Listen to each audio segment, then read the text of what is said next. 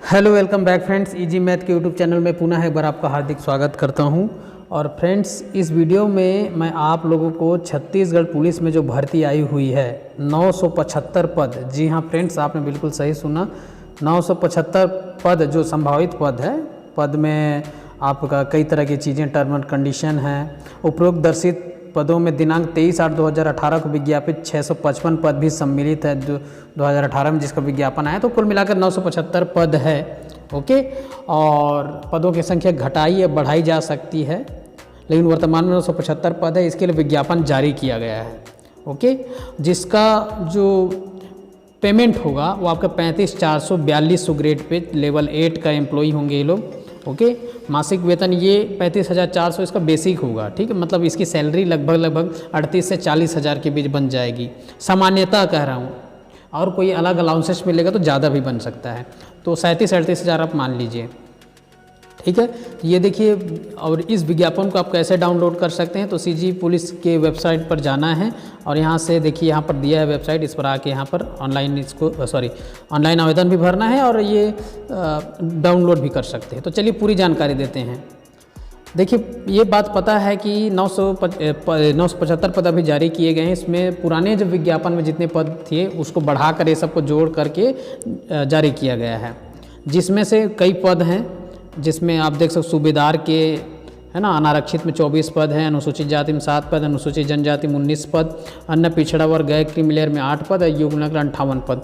उप निरीक्षक विशेष शाखा, प्लाटून कमांडर, उप निरीक्षक, और यहाँ देखिए दिया है टाइप्स इसके, कंप्यूटर, रेडियो, और इस तरह से 975 पद है। आप चाहें तो इसका स्क्रीनशॉट ले सकते हैं।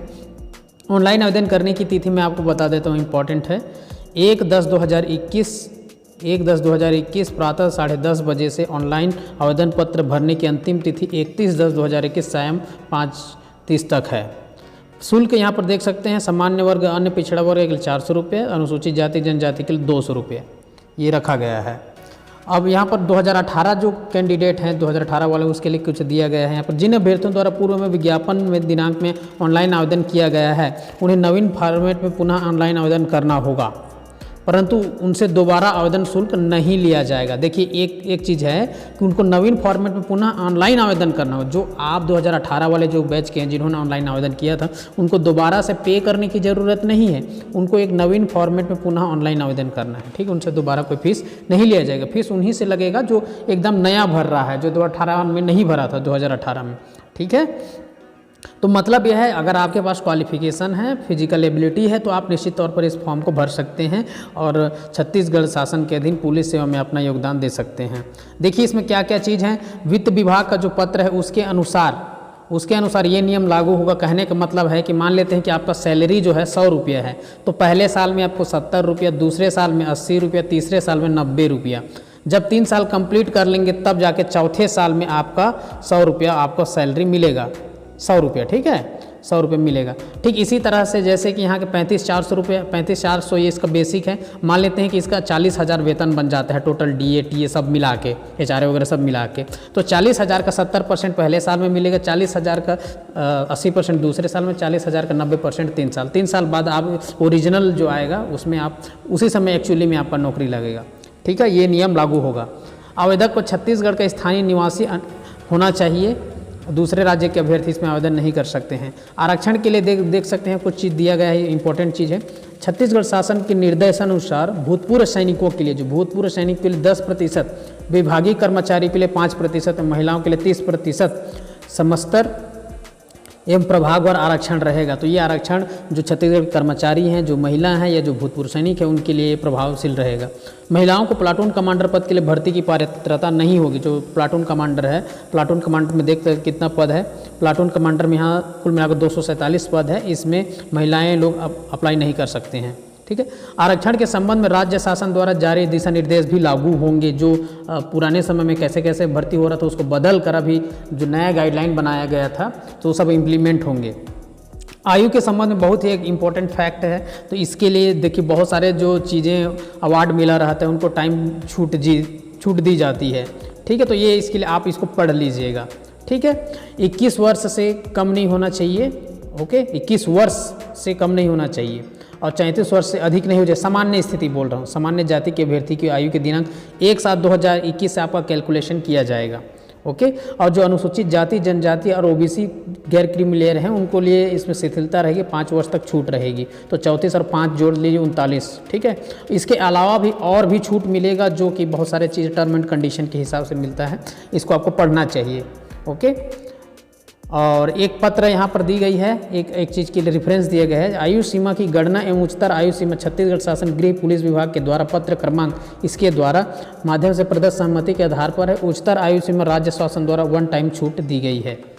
यहाँ भी शैक्षणिक अर्हता की बात करें, शैक्षणिक अर्हता की बात करें तो देखिए यहाँ सब्जेक्ट वाइज, मतलब सब्जेक्ट क्या कहेंगे इसको, पद वाइज है ना, पद के अनुसार यहाँ पर योग्यता दिया गया है। सूबेदार, उप निरीक्षक एवं उप निरीक्षक विशेष शाखा एवं प्लाटून कमांडर के पद हेतु इतने जो पद हैं उसके लिए क्या उम्मीदवार को किसी मान्यता प्राप्त विश्वविद्यालय से, विश्वविद्यालय में तो किसी यूनिवर्सिटी से स्नातक की उपाधि ग्रेजुएशन होना चाहिए अथवा उसके समकक्ष उपाधि प्राप्त होना अनिवार्य है। अगर आपने ग्रेजुएशन किया है किसी भी स्ट्रीम से तो आप इस पद के लिए आवेदन कर सकते हैं। उप निरीक्षक अंगुल चिन्ह एवं उप निरीक्षक प्रश्नाधीन दस्तावेज पद हेतु ये दो पद दिखाई दे रहा है, उसके लिए मान्यता प्राप्त विश्वविद्यालय से गणित, भौतिकी शास्त्र तथा रसायन शास्त्र जो प्लेन बीएससी जिसको हम लोग करते हैं, जिसमें मैथमेटिक्स आता है, आपका फिजिक्स आता है और केमिस्ट्री के साथ जिसने ग्रेजुएशन किया है या उसके समकक्ष किसी तरह का उपाधि लिया है तो आप इसके लिए एलिजिबल हैं, आवेदन कर सकते हैं। उप निरीक्षक कंप्यूटर पद के लिए शासन द्वारा किसी मान्यता प्राप्त विश्वविद्यालय से कंप्यूटर एप्लीकेशन जिसमें बीसीए आ गया, बीएससी कंप्यूटर साइंस जो होता है ना, बीएससी कंप्यूटर साइंस में स्नातक उपाधि या उसके समकक्ष उपाधि प्राप्त होना अनिवार्य है। देखिए कंप्यूटर एप्लीकेशन से बीसीए या फिर बीएससी कंप्यूटर साइंस में स्नातक उपाधि, देखिए ध्यान दीजिएगा यहाँ पे स्नातक उपाधि उसके अथवा उसे कम समकक्ष उपाधि प्राप्त होना अनिवार्य है। देखिए यहाँ उपाधि की बात की गई है, डिप्लोमा की बात नहीं की गई है। तो जहाँ तक मेरा जो समझ है उसके अनुसार इसमें आईटीआई या डीसीए वाले जो हैं या पीजीडीसीए वाले डीसीए और डिप्लोमा वाले यहाँ पर एलिजिबल नहीं होंगे। ठीक है। अब यहाँ पर बीसीए एक ग्रेजुएशन कोर्स है, ध्यान रखिएगा। बीसीए बैचलर ऑफ क्या होता है, BCA bachelor of computer application. ठीक है। तो इसी तरह बीएससी कंप्यूटर साइंस जो लेते हैं ये अभ्यर्थी इसके लिए एलिजिबल हैं क्योंकि ये कंप्यूटर में स्नातक होता है। ओके। तो इसके लिए बहुत ही महत्वपूर्ण यहाँ पर क्वालिफिकेशन रखी गई है अथवा इसके समकक्ष उपाधि प्राप्त होना अनिवार्य है। अब देखिए यहाँ पीजीडीसीए, अच्छा पीजीडीसीए को लेंगे कि नहीं लेंगे अभी थोड़ा सा कन्फ्यूजन में हूँ मैं, इसको अभी बता नहीं पाऊँगा। ठीक है। जहाँ तक मुझे लगता है कि अगर पीजीडीसीए यहाँ पर लिखा रहता तो यहाँ पर स्पष्ट बता सकते हैं, बट अभी थोड़ा सा कन्फ्यूजन है, पता करके आपको बताऊँगा। चौथे नंबर उप निरीक्षक रेडियो पद हेतु शासन द्वारा किसी मान्यता प्राप्त संस्था विश्वविद्यालय से इलेक्ट्रॉनिक, इलेक्ट्रिकल, टेलीकम्युनिकेशन इंजीनियरिंग में 3 वर्ष का डिप्लोमा पाठ्यक्रम होना अनिवार्य है। तो ये इस पद के लिए देख ले, इलेक्ट्रिकल टेलीकम्युनिकेशन इंजीनियरिंग में 3 वर्ष का डिप्लोमा होना जरूरी है। निर्धारित शैक्षणिक अर्हता आवेदन भरने की अंतिम तिथि को अवश्य होना चाहिए। अच्छा देखिए एक बहुत ही इंपॉर्टेंट फैक्ट लिखा है जिस पर बाद में कोर्ट केस भी लग सकता है, इसी पर बहुत बार कोर्ट केस लगता है। सभी तरह की जो भर्तियां होती है कि क्वालिफिकेशन के लिए जाति प्रमाण पत्र लेट हो गया, पहले बन गया, तो यहाँ साफ साफ लिखा है कि निर्धारित शैक्षणिक अर्हता मतलब समस्त क्वालिफिकेशन आवेदन भरने की अंतिम तिथि को अवश्य होना चाहिए। देखिए अंतिम तिथि कब है भाई, यहाँ पर अंतिम तिथि यहाँ पर दिया गया है आपका 31/10/2021 है, ये इसका लास्ट डेट है। तो इस डेट तक आपने समस्त क्वालिफिकेशन आपको हासिल कर लेना है, जितने भी सर्टिफिकेट है सबको हासिल कर लेना है, आपके पास होने चाहिए। मान लेते हैं कि ये डेट बढ़ गया तो वो डेट बढ़ गया तो जो डेट आखिरी रहेगा उसी को आखिरी डेट माना जाएगा, इसका क्वालिफिकेशन समस्त आपको क्वालिफिकेशन उसके लिए। ओके ठीक है। शारीरिक अर्हता के लिए यहाँ पर दिया गया है, देखिए सभी वर्ग की पुरुष उम्मीदवारों की न्यूनतम ऊंचाई 168 सेंटीमीटर होना चाहिए। सभी वर्ग कहने का मतलब ST, SC, OBC, general, EWS सब सम्मिलित हैं इसमें। ठीक है। खैर ईडब्ल्यूएस का तो अभी इसमें सेक्शन दिया ही नहीं है, तो ईडब्ल्यूएस का बात करना ही अभी नहीं है। तो एसटी, एससी, ओबीसी, जनरल को समझिए, सभी पुरुष वर्ग की जो उम्मीदवार हैं उनका न्यूनतम ऊंचाई 168 सेंटीमीटर होनी चाहिए तथा सभी वर्ग की महिलाओं की न्यूनतम ऊंचाई 153 सेंटीमीटर होनी चाहिए। पुरुष उम्मीदवारों का सीना बिना फुलाए 81 सेंटीमीटर होना चाहिए तथा फुलाने पर 86 होना चाहिए, 81 से 86 हो जाना चाहिए फुलाने पर। सीना फुलाने एवं बिना फुलाने में कम से कम 5 सेंटीमीटर का अंतर होना चाहिए। अब महिला अभ्यर्थी थी इस शारीरिक अर्हता से मुक्त रहेंगी। ठीक है, तो ये जो सीना फुलाने वाला जो है ये इसके लिए एप्लीकेबल नहीं रहेगा, ऊंचाई देखा जाएगा उनका बस। अभ्यर्थी को शारीरिक रूप से दिव्यांग नहीं होना चाहिए, किसी तरह का कोई दिव्यांगता नहीं होनी चाहिए, जैसे नोक नी फ्लैट फुट नहीं होना चाहिए। उम्मीदवारों को आंखों संबंधित कोई रोग नहीं होना चाहिए। आंखों की दृष्टि बिना चश्मे के 6/6 तो दूसरी आंख के बिना के चश्मे 6/9 से कम नहीं होना चाहिए। मुख्य रंगों में भेद करने में अभ्यर्थी को सक्षम होना चाहिए। तो ये इसकी फिजिकल एबिलिटी है, ये आप क्वालिफिकेशन को अगर आप में है तभी आवेदन करें, अदरवाइज मत करें। चयन प्रक्रिया कैसे रहेगी यहाँ पर देख सकते हैं। चयन प्रक्रिया बहुत ही इंपॉर्टेंट फैक्ट है इस जॉब के लिए। चयन प्रक्रिया विभिन्न चरणों में संपादित की जाएगी, जिसमें शारीरिक, नौपतल, प्रारंभिक लिखित परीक्षा, मुख्य लिखित परीक्षा, शारीरिक दक्षता परीक्षा एवं साक्षात्कार सम्मिलित है, जिसमें आपको कई चरणों से गुजरना पड़ेगा। फिजिकल एग्जाम देना पड़ेगा, प्रारंभिक लिखित एग्जाम होगा, उसके बाद मुख्य लिखित एग्जाम होगा, उसके बाद शारीरिक दक्षता परीक्षा होगा और लास्ट में इंटरव्यू होगा, साक्षात्कार। राष्ट्रीय अंतर्राष्ट्रीय खेल कूद में प्रावीण्यता होने पर बोनस के 10 अंक नंबर होंगे। इस संबंध में छत्तीसगढ़ पुलिस कार्यपालिक अराजपत्रित सेवा भर्ती नियम 2021 के 6-10-7 के प्रावधान लागू होंगे। तो जो भी इसका है उसको आपको स्टडी करना पड़ेगा। तृतीय लिंग वर्ग के अभ्यर्थी द्वारा आवेदन में पुरुष विकल्प भरे जाने की स्थिति में पुरुष अभ्यर्थियों के निर्धारित शारीरिक मापदंड एवं शारीरिक दक्षता परीक्षा के मापदंड लागू होंगे। जो थर्ड जेंडर होते हैं, अगर वो पुरुष में जो अप्लाई करते हैं तो उनके लिए भी वही नियम लागू होगा जो पुरुषों के लिए लागू होंगे। तथा ऐसे अभ्यर्थी की भर्ती पुरुष अभ्यर्थी के विरुद्ध होगी, मतलब उनको अगर ये लोग पुरुष से अप्लाई करते हैं तो उनको पुरुष के रूप में कंसिडर किया जाएगा और उनके लिए जो टर्म एंड कंडीशन है पुरुषों के लिए वो लागू होगा। अभ्यर्थी द्वारा अपने आवेदन महिला विकल्प भरे जाने की स्थिति में महिला अभ्यर्थियों के लिए निर्धारित शारीरिक मापदंड एवं शारीरिक दक्षता परीक्षा के लिए मापदंड लागू होंगे तथा ऐसे अभ्यर्थियों की भर्ती महिला अभ्यर्थियों के विज्ञापित पदों के विरुद्ध होगी। अगर आप पुरुष में भरते हैं, थर्ड जेंडर की बात करते हैं, पुरुष में भरते हैं तो पुरुषों के नियम लागू होगा और महिला से भरते हैं तो महिलाओं के लिए जो नियम है वो लागू हो जाएगा।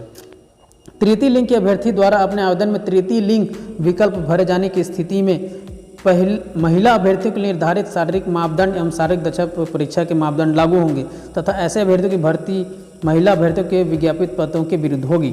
अगर आप तृतीय लिंग के में सिलेक्ट करते हैं तो महिला का जो नियम है वो लागू कर दिया जाएगा।